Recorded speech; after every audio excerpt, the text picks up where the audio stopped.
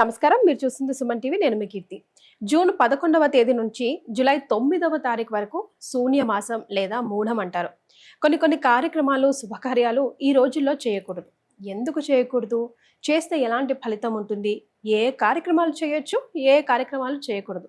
అసలు ఎలాంటి నియమాలు పాటించాలి ముఖ్యంగా అన్న వివరాలు మనకు తెలియజేయడానికి మనతో పాటు ప్రముఖ ఆస్ట్రాలజర్ బ్రహ్మశ్రీ నందివట్ల శ్రీహరి శర్మ గురుగారు ఉన్నారు. నమస్తే గురుగారు.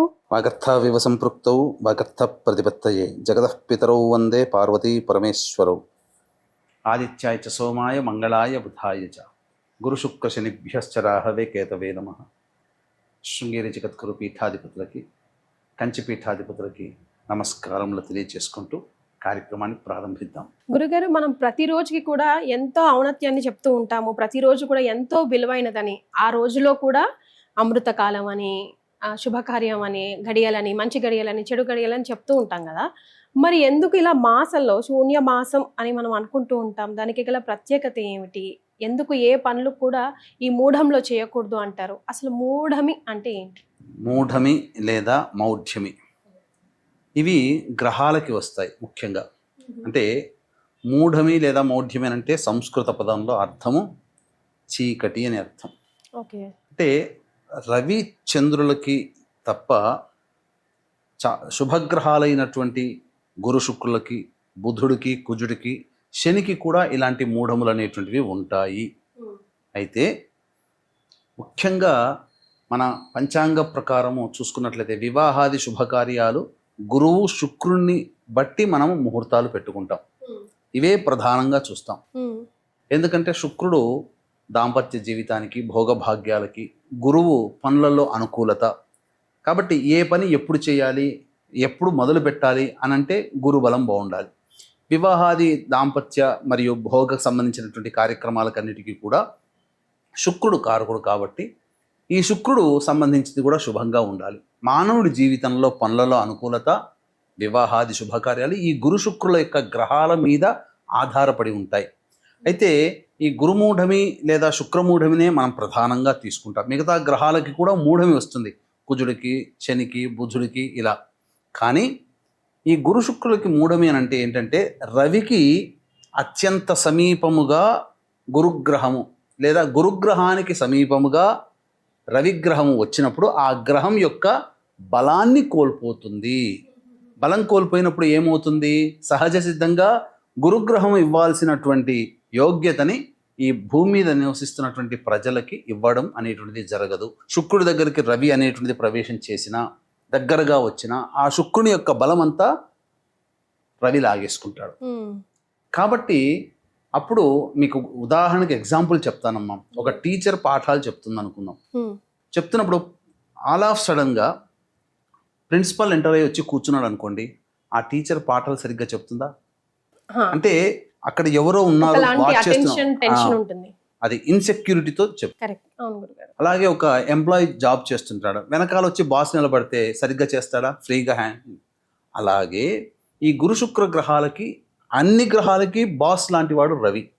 ఈ రవి ఎప్పుడైతే చాలా దగ్గరగా ఏ గ్రహానికి చేరుతాడో ఆ గ్రహము తన యొక్క లక్షణాలన్నింటినీ కూడా కోల్పోతుంది, రవి ఆధీనంలోకి వెళ్ళిపోతుంది. తద్వారా ఆ గ్రహం ఇవ్వాల్సినటువంటి శుభాలు ఇవ్వడం జరగదు. ఇది ఈ గురు శుక్ర మూఢంలే మనం ప్రధానంగా తీసుకుంటాం. కాబట్టి ఇప్పుడు గురు మౌఢ్యమి జూన్ 11వ తారీఖు నుంచి జూలై 9వ తారీఖు వరకు ఈ సంబంధించినటువంటి గురు మూఢమి అనేటువంటిది ఉంది. దాదాపు 29 రోజుల పాటు ఉంటుంది.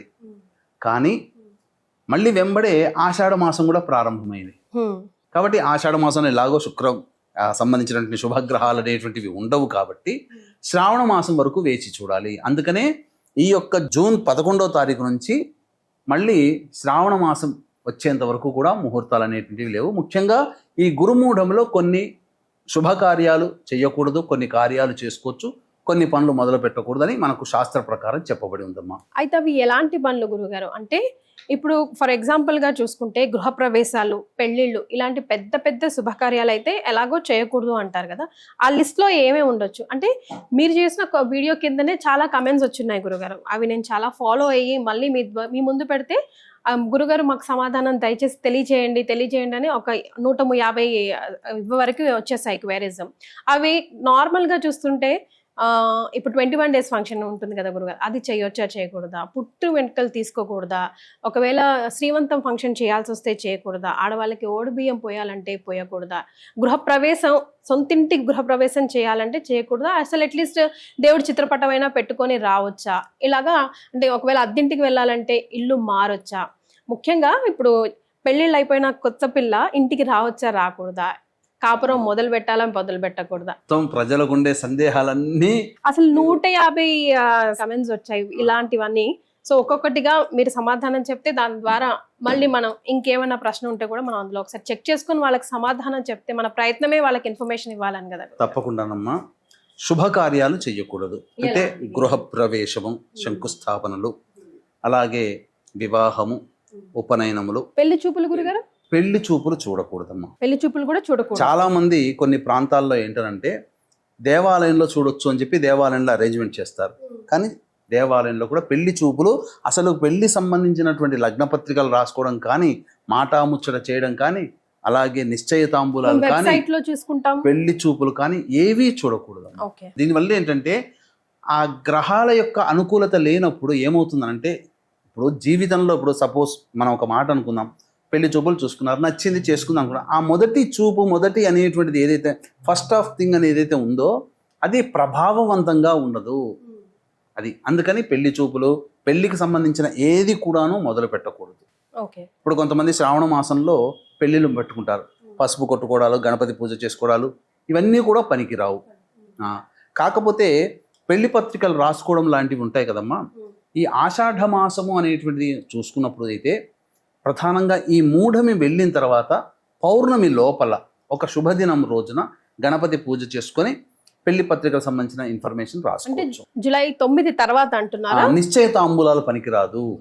అది జూలై 9 తర్వాత పెళ్లి పత్రికలు అచ్చు వేయించుకోవడం లాంటివి ఆ విధంగా ఆషాఢ మాసం పౌర్ణమి లోపల చేసుకోవచ్చు. ఓకే. మరి ఒకవేళ సొంతింటి కాదండి, మేము అద్దెంటికి వెళ్తున్నాం, ఇల్లు మారుతున్నాం, మారొచ్చా, పాలు పొంగించొచ్చా, పూజలు అవి చేసుకోవచ్చా అంటే గురుగారు? ఇప్పుడు గురు మౌఢ్యం అంటే, గురువు అంటే ఏంటంటే పనులలో అనుకూలతమ్మ, ధనకారకుడు సంబంధించినటువంటి గ్రహము. కాబట్టి కొత్త ఇంటికి, సొంత ఇంటికి ఎట్లాగూ వెళ్ళకూడదు. అద్దె ఇల్లు కూడా మనం ఉండేదేకా మరి, కాబట్టి అద్దె ఇల్లు మార్పు కూడా పనికిరాదమ్మా. బంగారం కొనొచ్చు అంటారా గురుగారు? బంగారం కొనవచ్చు కానీ ధరించకూడదు. ఓకే, కొన్నా కూడా బంగారాన్ని ధరించకూడదు. ఎందుకంటే బంగారానికి అధిపతి గురువే మళ్ళీ నవగ్రహాల్లో. అందుకనే హిరణ్యవర్ణం, హిరణ్యగంధం, హిరణ్య పుష్పం. హిరణ్యం అంటే బంగారం. కాబట్టి బంగారం కొనవచ్చు కానీ ధరించకూడదు. ధరించడానికి మంచి సమయం చూసుకొని ధరించవచ్చు. ఓకే, మరి ఏ పనులు చెయ్యొచ్చు గురుగారు? అట్లీస్ట్ లైక్ అంటే ఇప్పుడు 21 డేస్ ఫంక్షన్ ఉంది, అది ఖచ్చితంగా అది చేయాల్సిందే కదా. ఖచ్చితంగా పిల్లవాడు పుట్టిన తర్వాత నామకరణం చేయవచ్చు, తప్పేమీ లేదు. శ్రీమంతము కూడా చేసుకోవచ్చు, తప్పేమీ లేదు అందులో. తర్వాత కొన్ని సందర్భాల్లో కొంతమంది శ్రీమంతానికి మూడమి తర్వాత చేసుకుందాం, ఎందుకంటే 9 నెలల్లో చేసుకుందామని పట్టింపుతో కొంతమంది శ్రీమంతం చేసుకోవచ్చు, కానీ శాస్త్రం ప్రకారం శ్రీమంతం చేసుకోవచ్చు, తప్పేం లేదు. పుట్టు వెంట్రుకలు తీయకూడదు. పుట్టు వెంట్రుకలకి అది పనికిరాటు కాదు. అక్షరాభ్యాసము చేయకూడదు. నామకరణం చేయొచ్చు, అన్నప్రాసన ఆపకూడదు కదా. ఆడపిల్లకైనా మగపిల్లవాడికైనా 6వ నెల అన్నప్పుడు 6వ రోజు, అది ఏ రోజైనా తిది పురుషులకి, స్త్రీలకి బేసి సంఖ్యలో 5వ నెల 5వ రోజు, ఇలా దానికి మాత్రం ఆపకూడదు. మంచి చెడు అనేది లేకుండా అమావాస్య అయినా కానీ 6వ నెల 6వ రోజు అమావాస్య అయినా కానీ ఆ రోజు చేయొచ్చు, తప్పేమీ లేదు. ఏది అన్నప్రాసనకి సంబంధించి. ఇంకా చెప్పాలి అని అంటే భూములు కొనుగోలు, అమ్మకాలు, క్రయ విక్రయాలు చేసుకోవచ్చు, రిజిస్ట్రేషన్స్ చేసుకోవచ్చు, తప్పు లేదు. కానీ శంకుస్థాపనలు పనికిరావు. వాహనాలు కొనుగోలు చేయకూడదు. కొంతమంది వాహనాలు కొనుగోలు చేస్తారు, కొనుగోలు చేయకూడదు. ఉద్యోగం లాంటి వాటిలో చేరవచ్చు, నిత్యంగా జరిగేటువంటిది కాబట్టి తప్పు లేదు. ఉద్యోగంలో, కొత్త ఉద్యోగంలో మార్పులు అవన్నీ చేసుకోవచ్చు. ఇప్పుడు ఆడపిల్ల మెచ్యూర్డ్ అయితే గురుగారు ఈ మూఢ్యంలో ఏమన్నా మళ్ళీ రెమెడీస్ పాటించవలసి ఉంటుందంట? ఈ మూఢంలో ఫంక్షన్స్ అది మనకు ప్రకృతి పరంగా వచ్చేటువంటిది కాబట్టి చేసుకోవచ్చు, అటువంటి కార్యక్రమాలు ఇంట్లో చేసుకోవచ్చు. ఆషాఢ మాసంలో ముఖ్యంగా ఆడపిల్ల ఒక గడపని అత్తతో పాటు దాటకూడదు అని అంటూ ఉంటారు కదా గురుగారు. మరి కొత్తగా పెళ్ళైన వారు ఆడపిల్ల ఆ రోజు 3 నెలలకి తీసుకొచ్చేస్తాం, 2 నెలలకి తీసుకొచ్చేస్తాం అని పెట్టుకుంటుంటారు. ఈవెన్ ప్రెగ్నెంట్ ఉమెన్ కూడా అట్లా చేయొచ్చా, రావచ్చా, తీసుకొచ్చేయచ్చా ఇంటి కోడల్ని? కొత్తగా పెళ్ళైన తర్వాత ఇప్పుడు జ్యేష్ఠ మాసంలో పెళ్లి చేసుకున్నారు, అందుకనే పెళ్ళి అయిపోగానే ఇవన్నీ ఉంటాయనే ఉద్దేశంతోనే పూర్వకాలంలో పెళ్ళి అయిపోయినంటే పెళ్లి ముహూర్తాలు ఎప్పుడు ఉంటాయి? గురుగ్రహం శుభగ్రహాలు మంచిగా ఉన్నప్పుడే కదా, మూఢమి లేని సమయంలోనే కదా ముహూర్తాలు ఉండేటివి.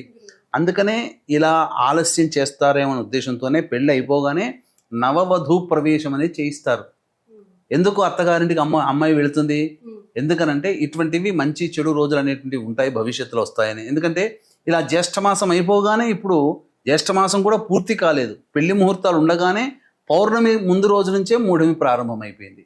అంటే మరి పౌర్ణమి ముందు జరిగినటువంటి వివాహాది శుభకార్యాలు ఉంటాయి. ఒకవేళ గనక అమ్మాయి వధూ ప్రవేశం చేయకపోతే మళ్ళీ ఆ మూఢం వెళ్ళిన తర్వాత వెళ్ళాలి. ఎందుకు గురుగారు అసలు ఈ శాస్త్రం ఆడపిల్ల ఆషాఢ మాసంలో అత్తవారింట్లో ఉండకూడదు అని? ఆషాఢమాసము అత్తవారింట్లో ఉండకూడదు అనడానికి కాలానుగుణంగా ఋతుగమనం అనేటువంటిది దీన్ని అర్థం చేసుకోవాలి. ఎందుకంటే గ్రీష్మ ఋతువు జ్యేష్ఠమాసము ఆషాఢం. ఈ గ్రీష్మ ఋతువు ఎండింగ్ అయ్యేటువంటి మాసం ఏంటి? ఆషాఢం. ఈ ఆషాఢ మాసంలో ఎలా ఉంటుంది? పూర్తిగా వేడి, అనగా వేడి గాలులతో కూడుకున్నటువంటి సంబంధించినటువంటి నైరుతి ఋతుపవనాలు, వర్షాలు స్టార్ట్ అవుతాయి. కొన్ని తొలకరి జల్లులు కూడా మన భూమి మీద పడతాయి. ఉన్నప్పుడు ఏంటంటే ఆ భూమి మీద దుమ్ము ధూళి అనేటువంటివి కప్పబడి ఉంటుంది కదా, వానలు లేక. ఒక్కసారి వానలు పడేసరికి ఆ దుమ్ము ధూళి అంతా కూడా పొగ రూపంలో ఈ యొక్క ప్రకృతిలో వ్యాపించినప్పుడు కొన్ని సూక్ష్మ క్రిములు యొక్క ప్రభావము కొత్తగా పెళ్ళైనటువంటి దంపతుల మీద పడుతుంది. ఎందుకంటే వివాహమైన తర్వాత ఈ దంపతులు అనేటువంటి వాళ్ళు దాంపత్యంలో ఉంటారు. ఉన్నప్పుడు కొన్ని అనారోగ్య సూచనలు వస్తాయనే ఉద్దేశ్యంతో ఆషాఢ మాసంలో కోడలు ఇంట్లో ఉంటే అత్తగారికి గండవనో, అత్తగారికి గొడవలు వస్తాయనో ఒక మాట ఏర్పాటు చేసి దూరం ఉంచారు. ఒక గడప దాటకూడదు అలా. అంతే తప్ప శాస్త్రీయత తప్ప, ఆచారమే సాంప్రదాయమే తప్ప మూఢనమ్మకం ఏమీ లేదు. ఇది చూస్తే ఎవరైనా సైన్స్ ప్రకారం ఆలోచిస్తే కరెక్టేనే అంటారు. డాక్టర్లు కూడా చెప్తారు ఆషాఢ మాసము దాంపత్యానికి పనికి రాదు అని. ఆ తర్వాత ఈ యొక్క ప్రకృతి పరంగా కూడా అంత సరిగ్గా ఉండనటువంటి సమయము కాబట్టి ఏం జరుగుతుంది? పుట్టే సంతానము కాస్త బలహీనమైన సంతానం కలుగుతుంది ఆషాఢ మాసంలో గర్భధారణ జరగడం ద్వారా.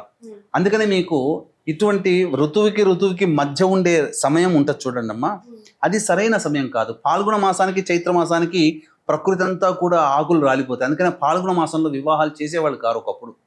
ఇది మరి ఏం చేయాలంటారు గురుగారు? ఈ నెల రోజుల పాటు మనము ఎలా సద్వినియోగం చేసుకోవాలి? దైవ చింతనలో ఎలా ఉండాలంటారు ఒక మాట? ఈ యొక్క సంబంధించినటువంటివి ప్రధానంగా దేవాలయానికి వెళ్ళవచ్చు, అన్నదాన కార్యక్రమాదులు చేయవచ్చు, ముఖ్యంగా పూజాది హోమాది కార్యక్రమాలన్నీ జరిపించుకోవచ్చు. ఎందుకంటే బ్రాహ్మణులందరూ ఇప్పుడు మూఢమి ముహూర్తాలు ఉండవు కాబట్టి చాలా ప్రశాంతంగా ఉంటారు. కాబట్టి మంచి మంచి వాళ్ళు ఈ దొరుకుతారు. కాబట్టి పౌరోహిత్యంలో చక్కగా మన జాతకరీత్యా ఉన్నటువంటి ఏ గ్రహ దోషాలు ఉన్నాయో, రకరకాల సమస్యలు ఉన్నాయో ఆ సమస్యల నివారణకు సంబంధించినటువంటి గ్రహ జపాలు, దేవతా జపాల యొక్క కార్యక్రమాలు జరిపించుకోవచ్చు. ముఖ్యంగా ఈ సంబంధించినటువంటి ఈ దేవతా పూజాది కార్యక్రమాలన్నీ చేసుకోవచ్చమ్మా, అందులో ఏ సంబంధం లేదు. గురుగారు, మరి ఈ మూఢం అప్పుడు కొత్తగా నోములు కానీ వ్రతాలు కానీ ఏమైనా చేసుకోవచ్చు అంటారా? దైవ కార్యక్రమమే కదా మేము చేసుకుంటాం అనుకుంటారు కదా. అయితే ఇక్కడ ఈ యొక్క వ్రతాలు నోములకు సంబంధించి ఆనవాయితీగా ఇంతకుముందు సంవత్సరాల్లో కనుక చేసుకొని ఉండి ఈ సంవత్సరం కూడా చేసుకోవాల్సిన అవసరం వస్తే ఖచ్చితంగా చేసుకోవచ్చు, మూఢమిలో తప్పేమీ లేదు. కానీ కొత్తగా వ్రతాలు నోములు పట్టుకోవాలనుకున్నప్పుడు ఈ యొక్క మూఢమిలో పనికిరాదు. ఉదాహరణకి సంకష్టహర చతుర్థి జూన్ 14వ తారీఖు రోజున వచ్చింది. ఆనవాయితీగా చేసుకుంటూ వస్తున్నటువంటి వాళ్ళు చేసుకోవచ్చు సంకష్టహర చతుర్థి. కానీ కొత్తగా సంకష్టహర చతుర్థి ఉన్నటువంటి వాళ్ళు పట్టకూడదు. కానీ అంగరంగ వైభవంగా బోనాలు పండుగ చేసుకుంటాం కదా గురుగారు. ఈ బోనాల పండుగ ఇది వేరే మానవాయితీగా వస్తుంది చేసేది కదా, నేను ఇంతకుముందు చెప్పినట్టుగా. కొత్తగా చేసుకోకూడదు. ఓకే, కొత్తగా ఇప్పుడు ఎవరైనా బోనం చేయాలి ఇంట్లో అంటే కూడా చేయకూడదు, కొత్తగా చేయకూడదు. ఏది ఈ ఆషాఢ మాసంలో కదమ్మా సహజంగా చేసేది. ఈ మూఢం వెళ్ళిపోయిన తర్వాత ఆషాఢ మాసంలో అమ్మవారికి చేయొచ్చు, తప్పేం లేదు. గురుగారు, కొంతమంది కమెంట్స్ లో బంగారం తాకట్టు పెట్టొచ్చా మూఢమిలో అని అడుగుతున్నారు. అప్పులు ఇవ్వచ్చా, అప్పులు తీసుకోవచ్చా? మన ఇంటికి సంబంధించి లక్ష్మి అంటే బంగారము, మనం దాచుకున్న డబ్బు, ఇవి తాకట్టు పెట్టకూడదు, ఇవ్వకూడదు. ఎందుకనంటే లక్ష్మీదేవి ఇంట్లో నుంచి వెళ్ళిపోతుందనే భావన, కాబట్టి చెయ్యకూడదమ్మా. కొత్త బట్టలు కొనుక్కోవచ్చు, తప్పులేదు. బంగారం కొనుక్కోవచ్చు, తప్పులేదు. కానీ ఆభరణం చేయించుకొని ధరించకూడదు. ఎందుకంటే అది మన ఒంటి మీద ఉండేది కదా. మూఢమిలో సరైన గ్రహం అనుకూలంగా లేనప్పుడు మన ఒంటి మీద కొన్నప్పుడు ఆ బంగారము ప్రభావం కోల్పోతుంది. ఇది ఈ విధంగా చేయవచ్చు. ఓకే. దేవతా పూజలు చేసుకోవచ్చు, అన్నదాన కార్యక్రమాలు చేయొచ్చు, చెరువులు తవ్వడము, అలాగే విగ్రహ ప్రతిష్టాపనలు ఇట్లాంటివి చేయకూడదు. బంగారం తాకట్టు పెట్టకూడదు. గురుగారు, ఆడపిల్లలకి ఆస్తులు పంచే సమయం ఈ మూఢమిలో చేయవచ్చా, చేయకూడదా, మంచిదా కాదా, అనుకూలం? మూఢమిల్లలో ఏవైనా శుభమా అంటే, ఎందుకంటే ఆస్తి పంచి ఇవ్వడం అని అంటే అందరికీ కూడా లక్ష్మే కదా లక్ష్మి గురుగారు, ఇవ్వడమే కదా ఎటు తిరిగి సంపాదించింది. చూసినా. కాబట్టి ఒక సమయం కోసం ఎందుకు మనకు ఇన్ని విధాలుగా మనకు మూఢమి పనికిరాదు, కొన్నిటికి పనికొస్తుంది అని చెప్పినప్పుడు మనం పెద్దలు చెప్పినటువంటిది, మహర్షులు చెప్పినటువంటిది, సైంటిస్టులు చెప్పినటువంటి మాట ఇది మనం నమ్మాలమ్మా, తప్పదు. సో ఇప్పుడు బై డిఫాల్ట్ ఏంటంటే గురు బలం తగ్గిపోతూ ఉంటుంది కాబట్టి మనం ఏది కూడా చేయకూడదు అని అంటున్నాం కదా. మరి ఆ గురు బలాన్ని పెంచుకోవాలంటే ఏం చేయాలి గురుగారు ఈ మూఢమిలో? గురువు బలాన్ని పెంచుకోవడం అంటే, గురువు నిజంగా ఏ జన్మించినటువంటి లగ్నాలకి గురువు పనికిరాడు అని అంటే, వృషభము, మిథునము, కన్య, తుల, మకరము, కుంభ లగ్నాలలో లేదా ఆ వృషభ, మిథున, కన్య, తుల, మకర, కుంభ రాశుల్లో జన్మించినటువంటి వారికి గురువు అనుకూలముగా ఉండడు. అలాగే అనుకూలంగా ఉండనటువంటి గురువు అనుకూలంగా చేసుకోవడం కోసం మీన, మేష, కర్కాటక, సింహ, వృశ్చిక, ధనుస్సు లగ్నాలకి గురువు చాలా శుభకరుడు. అటువంటి శుభకరుడు అయినటువంటి గురువు బలహీనం కోల్పోయినప్పుడు మొత్తంగా ఏతవాత చూసుకుంటే 12 రాశుల వారికి కూడా గురువు కావాల్సిన వాడే. అటువంటి గురువు అనుగ్రహం పొందాలి అని అంటే సింపుల్గా చెప్పేటువంటిది ఏందమ్మా, మనలో ఉన్నటువంటి ఒక ఇగో అనేటువంటిది పక్కకు పెట్టుకొని ఇంటికి వచ్చినటువంటి పెద్దలకి మంచిగా చక్కగా మర్యాదగా పలుకుతూ వాళ్ళ ఆశీర్వచనం తీసుకోవాలి. పాద నమస్కారం ఆశీర్వచనం. ఇది ఒక రకంగా ఈగోని పక్కకు పెట్టి చేసుకోదగినది. ఎందుకంటే అందరికీ ఈగోలు వచ్చేసేసే కదా. రెండవది, దేవాలయంలో ఎప్పుడైనా కానీ ఉచిత సేవ చేయాలి. ఇక్కడ కూడా ఇంకొక మూడవది చెప్పేటువంటి ఈగో ఏంటనంటే, దేవాలయంలో దేవుడికి సమర్పించిన ప్రసాదం ఉంటుంది. అందులో ప్రసాదము తీపి పదార్థం ఉంటుంది. అలాగే కొన్ని ఉడకబెట్టి శనగలు, మిరపగింజలు, మిరపకాయలు, పులిహోర, కరివేపాకు ఇవన్నీ కూడా వేస్తారు. చాలామంది ప్రసాదంగా ఇచ్చినప్పుడు వాళ్ళకి ఇష్టమైన తిని, కొంతమంది కరివేపాకు ఈ సంబంధించినటువంటి ఇష్టం ఉండదు. కానీ ఇదన్నీ కూడా దేవుడికి నైవేద్యం పెట్టినప్పుడు ప్రతి వస్తువు దైవస్వరూపమే. చాలామంది కింద పడేసి మిగతా తింటారు. ఆ కింద పడేసింది ఎవరైనా అది తొక్కారనుకోండి, అపరాధము అన్నమాట, దైవ అపరాధము. కాబట్టి ఏ వ్యక్తికైనా అటువంటి దైవ అపరాధము జరగకుండా మనం గనక కాపాడినట్లయితే, అంటే ఏంటి, కింద పడ్డటువంటి తీసేసి డస్ట్బిన్లో వేసి చేతులు కడుక్కుంటే చాలు. అప్పుడు దైవము నాకు ప్రసాదించినటువంటి వస్తువు అపవిత్రం కాకుండా, మాలిన్యం కాకుండా కాపాడాడు ఆ మనిషి అని చెప్పి దైవానుగ్రహాన్ని ప్రసాదిస్తుంది. గురుబలం అంటే అదే దైవానుగ్రహం. ఈ వీడియో ద్వారా అనేక విషయాలు తెలియజేశారు గురుగారు. ధన్యవాదాలు. సర్వం శ్రీ ఉమామహేశ్వర పరబ్రహ్మార్పణమస్తు.